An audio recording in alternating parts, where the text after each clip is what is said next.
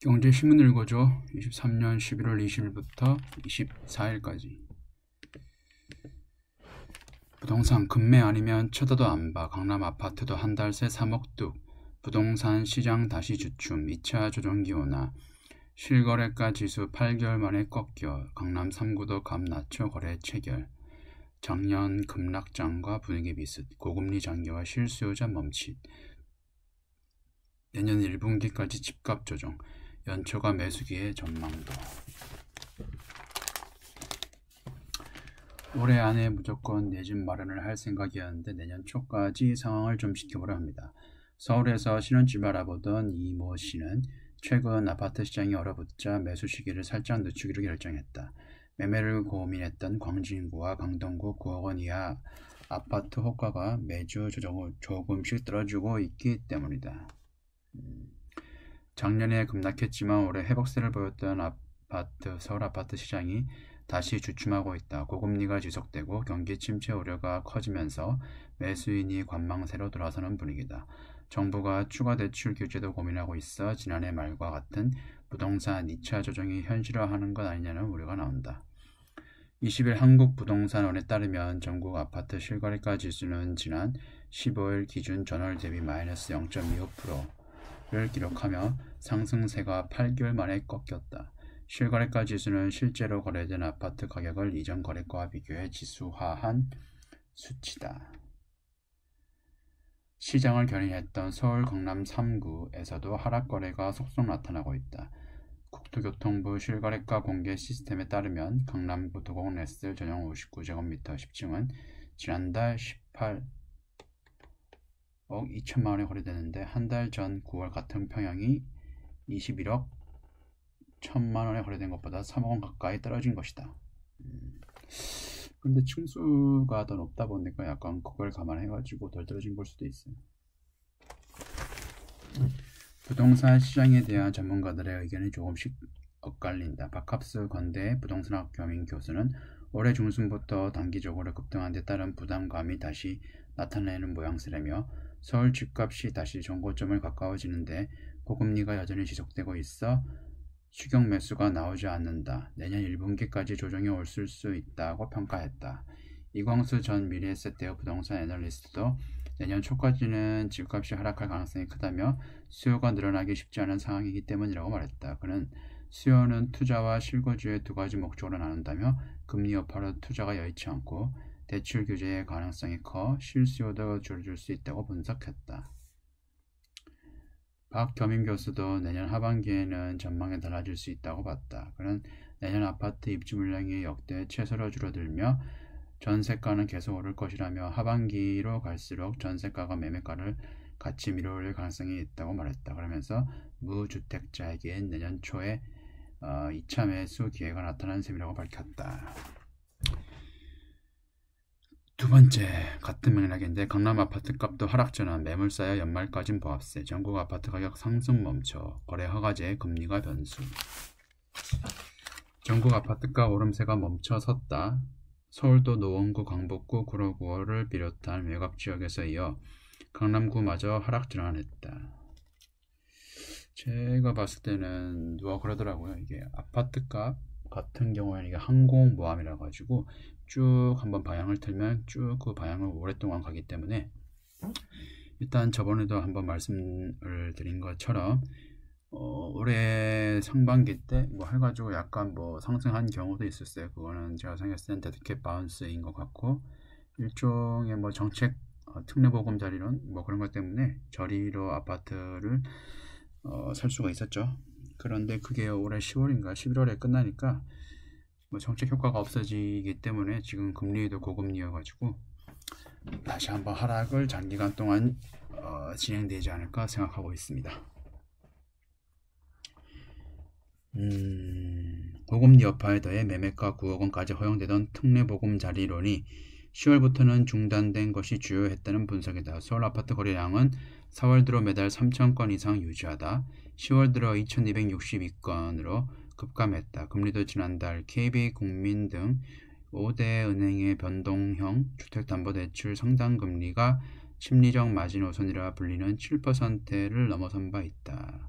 4월 들어 매달 3,000건 이상 유지한다고 얘기를 했는데 서울 아파트 평균 거래량이 매달 한 6,000에서 7,000건 정도 돼요. 그래서 제가 한번 일전에 말씀드린 서울 아파트를 매수를 할 시기를 어떤 전제 조건이 된다고 생각을 했냐면은 일단은 거래량이 뒷받침이 돼야 돼요. 그러니까 거래량이 뒷받침되는 게 일정 시간이 지나야 되는데 지금 뭐 4월 들어서 3,000건 이상을 유지했다고 하지만 평균 거래량이 6,000건에서 7,000건이기 때문에 평균 거래량 매달 6, 7천 건이 최소한 6개월에서 1년 이상이 지속이 되고 그 다음에 전세가율, 매매가 대비 전세가가 얼마나 높은가, 그 전세가율이 높아지는 시기, 그 시기가 교집합이 될 때 그때가 아파트를 매입할 시기라고 생각하고 있습니다.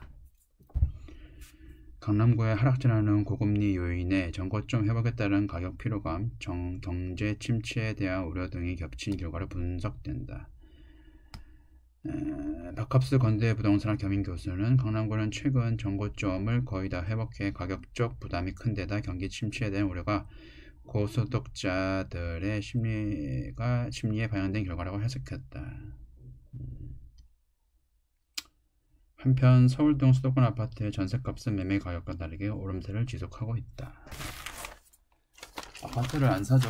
전세를 사죠. 왜냐면은 아파트 값이 떨어질 거라 예상하기 때문에 굳이 위험 부담을 안고 아파트를 살 필요가 없죠. 아파트 사면 뭐 취득세도 내야 되고 재산세도 내야 되고 전세 살면은 어차피 뭐 전세 대출도 할 수 있고 다시 돌려받을 수 있는 금액이 되는 거니까.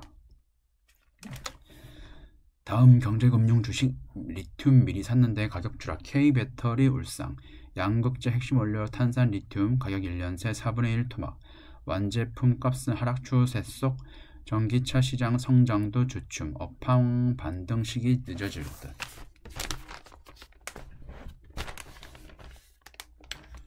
배터리 핵심 소재인 리튬 가격이 2년 만에 최저치로 떨어진 것으로 나타났다.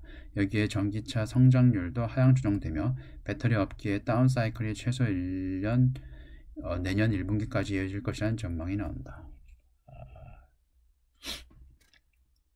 지난 3분기 실적 부진을 기록한 양극재 업체들은 4분기에도 부진에서 벗어나지 못할 것으로 전망된다.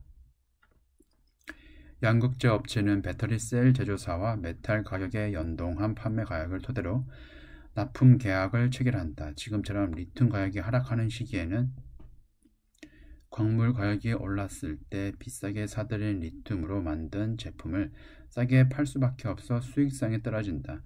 배터리 판가는 양극재 가격과 연동되기 때문에 이 같은 리튬가 하락세는 배터리 셀 제조업체의 실적에도 악영향을 줄 전망이다. 실제로 올해 2분기까지 6개 분기 이상 매출 성장을 이어온 LG에너지 솔루션과 SK온은 3분기 실적 성장에 제동이 걸렸다. 3분기에 LG에너지 솔루션은 전기 대비 6.3% 감소한 8조 2235억 원, SK온과 같은 14.2% 감소한 3조 1727억 원의 매출을 기록했다. 리튬 가격은 연초 대비 70%, 니켈 가격은 30% 하락했다며 올해 4분기와 내년 1분기까지 메탈 가격 하락에 따라 배터리 판가가 영향을 받을 것이라 전망했다. 일각에서는 배터리 겨울이 길면 내년 2분기까지 이어질 것이라는 관측도 제기된다. 김철중 미래에셋증권 연구원은 한국 배터리 업황이 단기 다운 사이클에 진입했다며 반등을 이르면 내년 2분기에 늦으면 내년 3분기에 찾아올 것이라고 전망했다. 다음 미국 금리 인하 시기상조 개도국 먼저 내렸다. 도이치방크 81개국 분석 3년 만에 금리 인하가 금리 인상보다 더 많이. 브라질, 멕시코, 페루 2단 인하. 미국, EU 물가 상승률 2%대 근접. 안정적 추세지만 신중한 행보. 리가르드 총재는 성급한 결론한데 내년은 5월 시장은 내년 5월 이나에 지난해 최대 10%에 달하던 주요국 물가 상승률이 미국 연방준비제도 페드의 목표치 2%에 근접하면서 금리 인하 목소리가 커지고 있다만 미국과 유럽은 섣부른 금리 인하가 물가 상승률을 다시 부추길까 신중한 행보를 보이는 반면 경기 침체를 우려한 개발도상국들은 선제적 금리 인하에 나서는 분위기다. 21일 연준이 공개한 11월 연방공개시장위원회 회의록에서는 금리 인하 관련 언급을 전혀 찾아볼 수 없었다. 미국 기준금리가 연 5.5%까지 오른 상황이지만 아직 인하를 논하기에 이르다는 시각이 지배적이다. 회의록에 따르면 위원들은 인플레이션 목표치인 2%로 향하고 있다는 확실한 경로를 보여줄 때까지 통화정책이 긴축적으로 유지될 필요가 있다는 조심스러운 입장을 유지했다. 소비자 물가 상승률 CPI는 3% 이하로 떨어진 유럽도 비슷한 상황이다. 크리스티안 리가르도 유럽 중앙은행 총재는 이날 독일 베를린에서 열린 기자회견에서 지금은 승리를 선언할 때가 아니다며 인플레이션을 우리의 목표치까지 끌어내리는 데 집중해야 하며 단기적인 상황을 근거로 성급한 결론을 내리지 말아야 한다고 금리 인하 기대를 일축했다.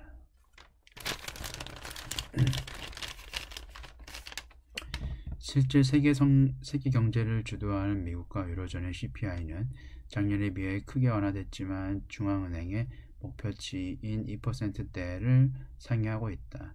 미국 CPI는 긴축 효과로 올해 1월 6.4%에서 지난달 3.2%까지 하락했다. 같은 기간 유로존 CPI는 9.2%에서 2.9%까지 더 가파르게 하락했다. 하지만 두 곳 모두 에너지와 주거비를 제외한 근원 CPI는 아직 4%대다. 안정적인 물가 상승률에 도달했다고 보기에는 어려운 측면이 있다. 시장 전망도 엇갈린다.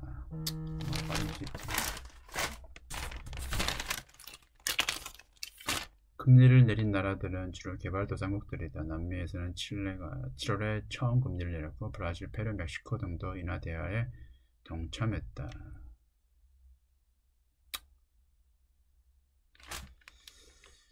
투자자들이 연준의 내년 중반 금리 인하에 동참할 수 있다는 전망에 흥분하기 전에 이 같은 희망이 자주 좌절됐다는 점을 명심해야 한다고 지적했다. 여기까지고 지금까지 시청해주셔서 감사합니다.